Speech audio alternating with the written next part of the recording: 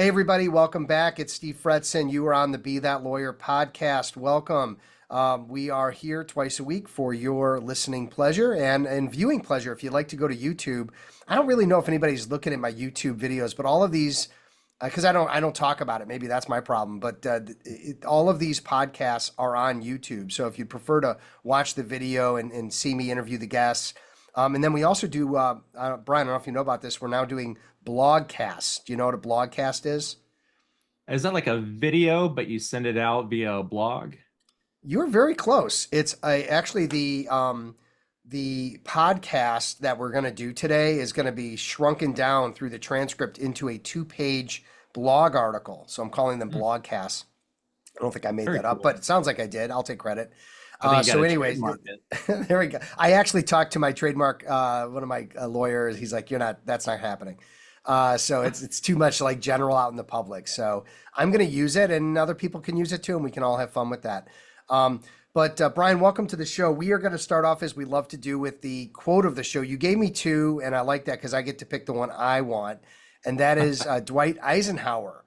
Plans are worthless, but planning is indispensable. Welcome to the show and talk about that quote. Why you love that quote? Yeah, thanks for having me on, Steve. I'd say the big reason I love that quote is that it speaks to what I do as a financial storyteller for law firms, right? It's like most people think, oh, if you've got like a forecast that's a financial forecast, those are just made up numbers. But and that's true, right? Like you usually don't end up hitting your forecast exactly, but it's the thought process that you go through thinking, oh, if I want to triple my revenue over the next 5 years, what do I need to be investing in terms of people costs, sales and marketing? So it really helps you make the right decisions to get where you want to go. Yeah. It's interesting. I usually start off every new coaching training engagement with a lawyer doing some planning sessions and we write a plan Hmm. together and all that.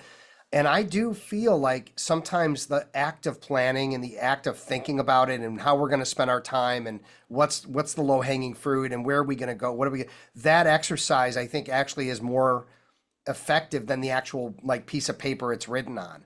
And I get them to go back and look at it, but I just feel like maybe it's that they never thought about this or they never thought about that, and now it's all coming out in the planning session. Yep. Yeah, exactly. And I like to think of plans as being a living document. So you make a plan, you take some action on it, and then you see, okay, well, where did we end up? And then you course correct accordingly. Yeah.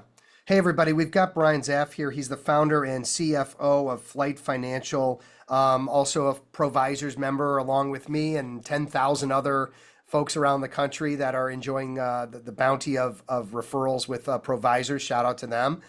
And give us a little background. How did you come to be and how did you get to work? How did you get so lucky to work with lawyers like me?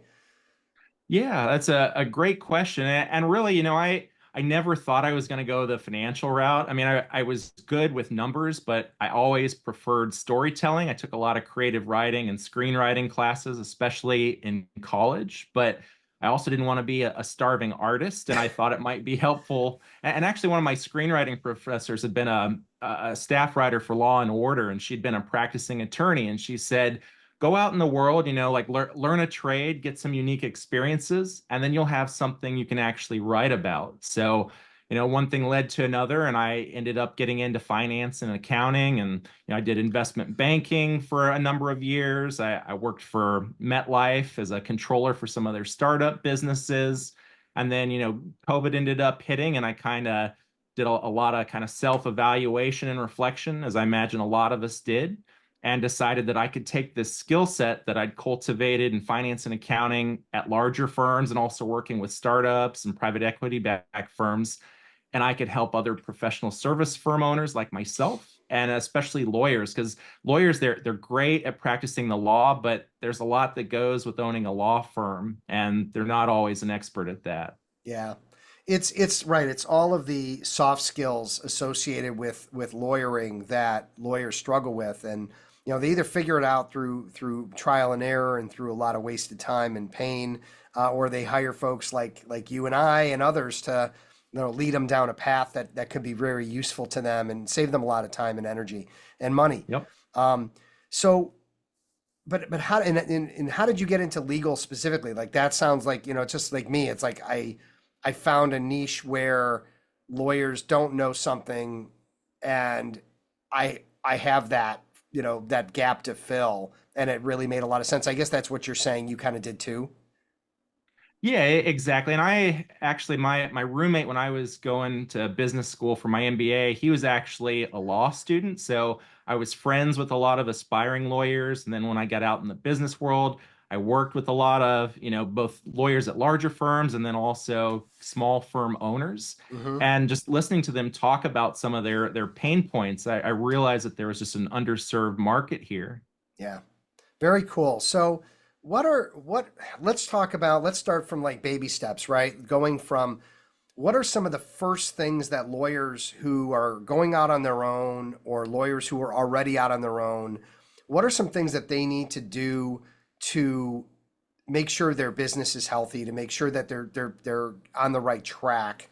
Because I feel like there's a lot of them that maybe they're doing their own bookkeeping or their own invoicing, they're doing, they don't have reports, like they don't have information, and they're just kind of, hey, whatever comes in, or it seems like I'm doing well. They don't know if they're spending too much. You know where I'm going with this. Yep. Yeah, and that's not uncommon, especially a lot of new firm owners, they're going off of gut instinct. Like they're good at the legal work, so they're focused on that. They're just trying to bill and work as much as they can. And maybe they're checking their bank account and saying, okay, well, I've got cash here and I can kind of pay these expenses, but they're not really keeping an eye on, oh, well, am I underpricing for my services, right? Because you've got to work that much harder if you're not charging a fair, you know, wage for what you're the work that you're doing. Or maybe you're spending too much on expenses, or if you've hired staff to help you, maybe you haven't, maybe they're not billing out enough relative to what they're costing you as a firm owner. Yeah. So there's just a lot of moving parts, and it's important to bring them all together. So then what do you see as some of the key financial metrics that law firm owners should focus on to ensure that long-term profitability, sustainability in growing their law practice, law firm? Sure. Yeah. I mean, the big three really are revenue, net income, and cash flow, right? So revenue is the money coming in from clients and other sources. Net income's what you keep after you pay all your expenses. And then cash flow is the money going in and out of the bank. But, for law firm owners specifically, there's a few KPIs that I like to dig into. One of those is profitability of just your attorneys and staff. So a good rule of thumb, especially with partner attorneys, is that you should be billing out twice what they're costing you. And if it's, more junior staff, like paralegals, that number could even get up to 5x what they're costing you as a firm owner to make sure that they're profitable. Mm. Another one I like to look at is effective hourly rate. So what are you actually collecting from your clients? Are you writing off some of the time, some of the work that you're doing for them versus what you think that you're billing out? And then the last one is just, lifetime client gross profit. So how profitable are your clients over time after you account for what it costs you to do the work for them, relative to how much did you have to spend in sales and marketing and, onboarding to get that client in the first place? Yeah. And there's a saying in marketing that it's, 6 times more work, effort, time, money to get a new client than to keep one that you have. So understanding what that client is bringing in and what that client's going to bring in the future based on your knowledge of their business. And I think then also leaning into how you build that client loyalty, and what are you doing for them outside of, just the matters. And we talk about that quite a bit on the show, but I just want to, just make a point about that it's like, to go out and find new business is hard. Everyone knows that. To keep Yep. people that you have, to the degree that you can, much easier. So invest time and money and energy there too. Um, so then, something you mentioned now once or twice has been, storytelling. And so how can smaller firms leverage financial storytelling to make better business decisions and drive growth? How does that play a role in it? Yeah, and I love that question. And really, the financial story, it goes beyond just having a financial report that maybe your bookkeeper gives you every month. It's more about understanding where are you right now in your business and where do you want to go, And then that'll help you kind of focus and prioritize decision making to make sure, okay, are we focused on the high leverage activities that are making our story come true? Or Hmm. are we spending a lot of our effort on things that maybe are shiny bells and whistles, but ultimately aren't going to get us that happy ending that we're looking for in the end? Yeah, so you're thinking about, hey, what do I want this business to do for me? Where's it going? What's the story that I want to be able to tell? And then you're sort of backing out of it how the financial focus is. Exactly, right? Like if I want to have a business in a few years from now that's, maybe 5 million in revenue and I don't have to spend a ton of hours actively working in the business, Hmm. that's a certain financial profile, right? You're going to have a staff in place that can service the work for you and that you can trust to do it in your absence. You can't be the sole rainmaker either, right? Like if you're in the hospital, are new leads drying up and new sales? So you've got to make sure you're investing enough in sales and marketing. And then your overhead can't be too blown out of whack. Like you can't have office space that's way more expensive relative to what you're generating in revenue. So Yeah. a few things to think about there. And I guess I'd also follow up, what reports should law firms be asking for via their accountant, their bookkeeper, the people that are tracking that so that they can look at the metrics and look at the story and make sure that they're on the right track. Yeah, and I'd say the main ones are your profit and loss statement or the P&L as it's called, just the money coming in and the money going out via expenses. And then your balance sheet is good to just take the pulse on your firm. Like how much do you have in cash? How much is sitting in trust account liabilities? How much do you owe, your vendors or suppliers? Gives you just a good financial picture of where you stand. Yeah. Maybe look at your AR. I mean, there are people that have hundreds of thousands of dollars just sitting out there that's uncollected. And Yes. it's like they're cash poor because they can't get these clients to pay, or maybe they've, sent a nice email like, "Hey, John, if you wouldn't mind, please get this to me," and then just, crickets. And, like, do I really want to bother this client? They're my biggest client, and yet you're at this deficit. Yeah, 100%. And firm owners don't realize how much just time and mental effort goes into chasing on past due accounts. And that's time that could be spent out either generating new business or working on existing clients. Yeah. Heaven forbid you have to hire a lawyer as a lawyer to go get your money. Right. And, again, we're all trying to run successful businesses. And I think, look, your clients that own businesses, for example, they're collecting on the money they have. Why aren't you collecting on yours? Do you have any approaches or thoughts about, like, how to get that money in when things are tight and it's like, this is 90 days plus? Yeah, and generally I prefer to take more like the physician approach, right? What can we prevent? So I like to try to make sure that we're billing up front wherever possible. And I get if you've got like a contingent fee-based business, that's not necessarily possible. But even Right. there, trying to get a retainer and making sure that the retainer at least covers a good chunk of your operating costs for that client. But I mean, outside of that, if you've got a client that's 90 days overdue, and I would say there's like a time value of money too, right? The longer outstanding it is, the less likely your chances are of collecting on it. So, Mm-hmm. Mm-hmm. and it's just a good excuse to be following up with your clients, making sure that you're tending to that relationship so that you are trying to bill an invoice in a timely fashion. Yeah. Um, I mean, if it's something is 90 days past due and the client's just not paying, sometimes it's just a business decision. Like, are we going to fire this client and just write that AR off, or are we going to turn it over to a collections agency? And 50% of something is better than 100% of nothing at the end of the day. Yeah. And obviously don't give any names, but is there a story that you have from one of your clients that, had a completely messed up financial story and you were able to go in and say, this, we need to clean this all up, and like and like what was the outcome on the end? I mean, this is a good opportunity, like a case study for what you do.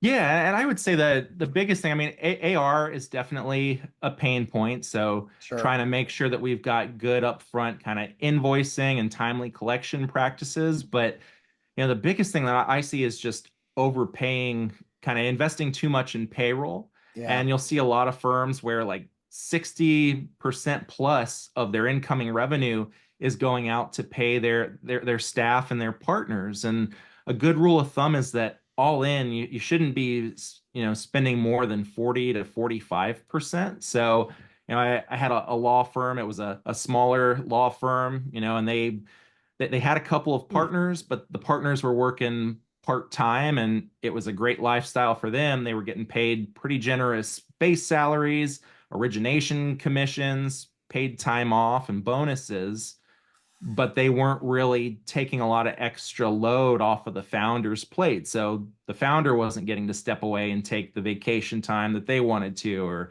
or spend time with their family. And it it's challenging because you don't want to upset the apple cart, right? If you've got a couple partners, and it's a tough hiring environment out there right now. But kind of if you think about long term, you need to have everybody invested and kind of rowing in the same direction. So it is Yeah. being able to go to those partners with financial data and just say, look, we like having you here, but we can't keep this arrangement. We're going to have to make it more economically viable for the firm. It seems like, Brian, you've got these numbers in your head of the profit on an associate's like two times their cost, or 40%. Like, I wonder if there are some standards that you would be willing to share around profitability, around uh, what overhead should be in comparison to what your total revenue is. Like, what are some of the standards that law firm owners should be considering, so that they can say, well, that no, my profitability is 10%, and you're telling everybody it should be 30% or whatever. What can you share in that, from that perspective? Yeah, happy to share that. And like I said, right? So payroll costs, including kind of the owner's salary, if they're getting paid a salary through the firm because they're taking an active role, that should be around 40 to 45% Hmm. of your revenue. And then sales and marketing, a lot of firm owners underinvest in that, but if you're trying to actively grow your firm and put a mechanism in place that works without you, that really should be close to 8 to 12% of your revenue. Yeah. Um, and then overhead, I would say, is kind of the last piece there. Maybe kind of 10 to 15 on the high end, 20% of your revenue go into overhead. Yeah. Um, so then on the low end, you really should be looking at closer to kind of a 20% net margin. And it's not unheard of to get closer to kind of 35, 40%, but that's for a really optimized firm that has all their processes dialed in. Yeah. And that's really interesting, because you can think about, oh, you know what, I'm not spending any money on sales and marketing, coaching, for example. Yep. Hey everybody, personal plug. uh you know invest in yourself, invest in your firm. You've got to put money back in. And Brian's saying 8 to 12%, and right now you're not doing anything. You're not even posting on social. um and think about your space. I'm working out of a home office, and there's shared space. There's very affordable space. I don't think you have to have the flashiest office unless you're the big white shoe firm. People are not coming to the office that often. So people want to work remotely. So take all these things into account, that it might be ways to lower your overhead, and then you can invest it into more into marketing, and more into what you make. Yep. Yeah, exactly. And I'd say another one is just looking at kind of your pricing. And a big thing, it's not just what you're billing out, but the effective hourly rate. Like I said, what are you realizing on the work that you're doing? And if you're writing off a ton of time just because you're trying to keep one or two really large clients happy, that's an issue too that just affects the quality of your firm. Yeah. Here's a funny thing, Brian. I ask my clients, sometimes they're closing a lot of the people they're meeting, meaning they meet with prospective clients, they're closing, closing, closing. And let's say it's estate planning. They're like, I close everybody. And I go, all right, and what's your rate? And they tell me like 300 an hour. Meanwhile, the average, or it's like, two to $4,000 for an estate plan, when estate plans are going for 5 to 10. And I go, you know, you're the cheapest in town. And they're like, what? I'm like, yeah. Have you done any research to like look at what other lawyers are charging? There's a reason why you're closing everything. You're completely underpricing and undervaluing. You've been doing this for 15 years or 20 years, and you're charging less than a second year, third year.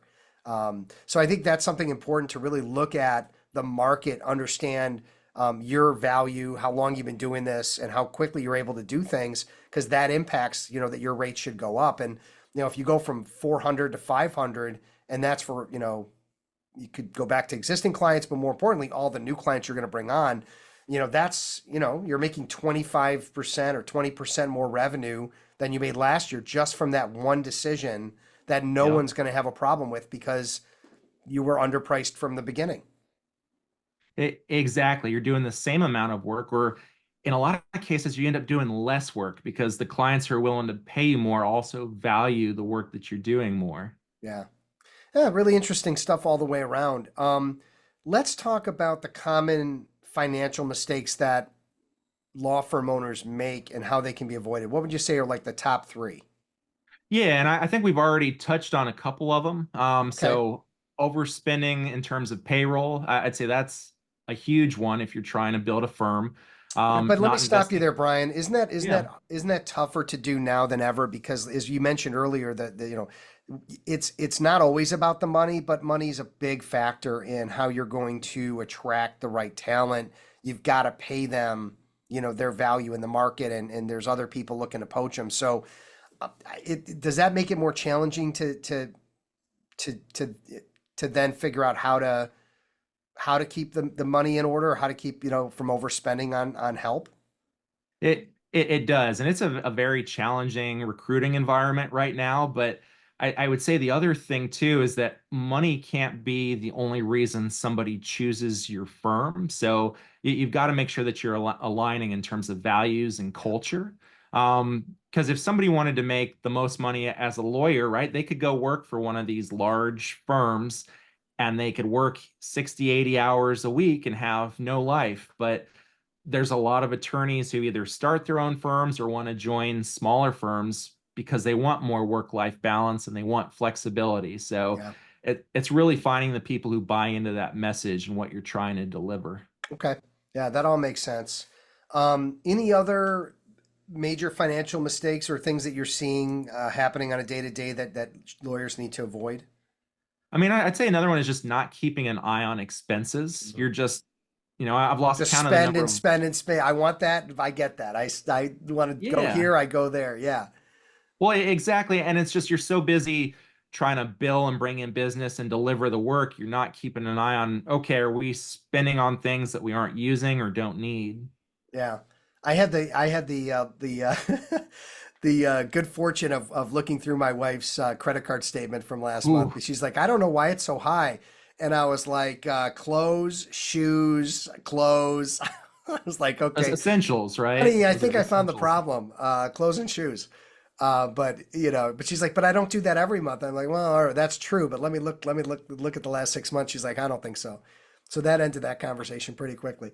But I think you're right that we do have to consider really looking at breaking down our P&L and looking at our entertainment expenses, looking at our technology and overhead and just the things that we're spent overspending on and how Yep. that's impacting, how we're able to pay ourselves and our team and be profitable.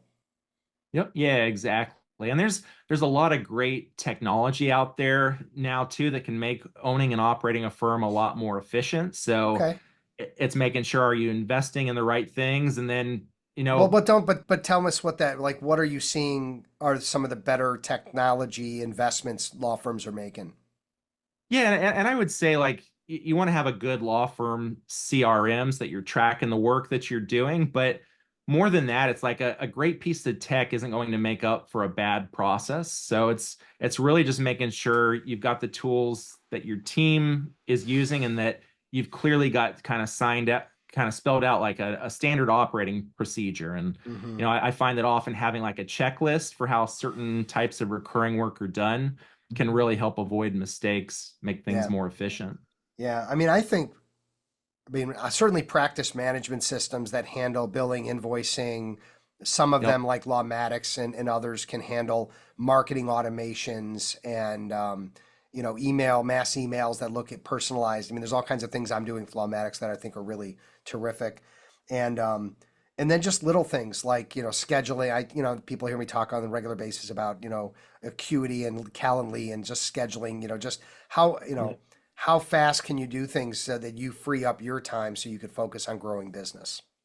Yep. Yeah, exactly. Like, are you spending most of the time on the high impact stuff that only you can do as a skilled lawyer, or are you wasting your time on administrative stuff that, like you said, like Calendly or Acuity or another Yeah. piece of software could handle? Hey, Brian, last question before we get to the game-changing podcast that I want to talk about. There are financial planners who do, a percentage of whatever you invest with them. You have people that are doing flat fees. You have people that are doing retainers. You have all these different models. And I know it's not a one size fits all, but how does a law firm owner that wants to have someone in their corner. Is there one that you'd recommend, or that might be the one you do, or just how do you make hay on that? Yeah. So if I understand that the question you're asking, kind of how do I structure working with Well, clients? yeah, sure, let's do that. Yeah. So, I mean, or you're talking about, sorry if I misunderstood the question. Are I'm you just talking talking about generally. financial Like, there's a lot of planners? different ways that it's done, and it sounds like you're probably focused on like getting in and into the weeds and really digging out, almost acting as a CFO for them a little bit to pull out all the information, help them run a successful firm versus someone who's just taking investments and putting them into stuff. Yeah, so so there's financial planners for your personal side of things, which it's important to have that dialed in. And I'd say I'm more of a financial kind of growth coach or planner for your firm, for the business, making sure that are we investing in the right things and are we looking at the right numbers Yeah. proactively so we can make the right Okay. decisions. Okay. And so, all right, good, good. That's kind of what I wanted to know. And there might be people that do both, that kind of manage the personal and the business. I mean, my financial planner, he went through my business and like with a fine tooth comb. He's a provisors guy out of LA, awesome guy. Shout out to Justin Crane, and um, help me with the business and make sure all the numbers are right, but also is helping me on the personal side and make sure that all my that he found I was paying too much for a lot of the money market stocks I was in and things like that. Mm. Um, Really cool stuff. So let's talk about the game changing podcast. And this one I think has come up once before, and I have to check it out. I'm really kicking myself I haven't, but the Tim Ferriss show. You would just share a little bit about that, Brian? Yeah, so Tim Ferriss, he's the author of the 4 Hour Work Week, the 4 Hour Body, and some other stuff under that brand. But I love that he's really just focused on kind of exploring his own curiosity, and he has on a lot of kind of well-known entrepreneurs and celebrities and just people who are really thinking differently about kind of how do you get the most out of life and out of your business. So I definitely recommend it. It's a good one to listen to when you're at the gym or doing chores around the house. So, Okay. Yeah, always a good time to do podcasts doing that. I like in the car, walking the yeah. dog. Yeah. Let's take a moment to thank our sponsors, Rankings.io. If you're looking to get some real results on your website and bringing in actual leads and business so that you can make more money and invest in folks like me and Brian, that's you don't want to look at Rankings.io. And of course, I want to just share a little bit about sales free selling. I had an incredible class. I teach classes every Tuesday morning, Brian, and I've got about 15 lawyers from around the world that are in this class to learn business development from me. And we did a group role play of my sales free selling process where I played the prospect and they played the lawyer, and Hmm. basically had them tag team in and out of the role play at different points. And it was amazing to watch them all in coordination, being able to step in at any point and take over and you're a big fan of process. Well, guess what? This is all a process that they've learned and are learning. And it was just so wonderful. And the takeaways they had from that was just how impressed they were that everybody was able to step in and really ask the right questions and run the meeting in a way without us having to pitch, without us having to talk rates, free consulting, all out the window. This is all, controlling the meeting consultatively, et cetera, et cetera. So shout out to me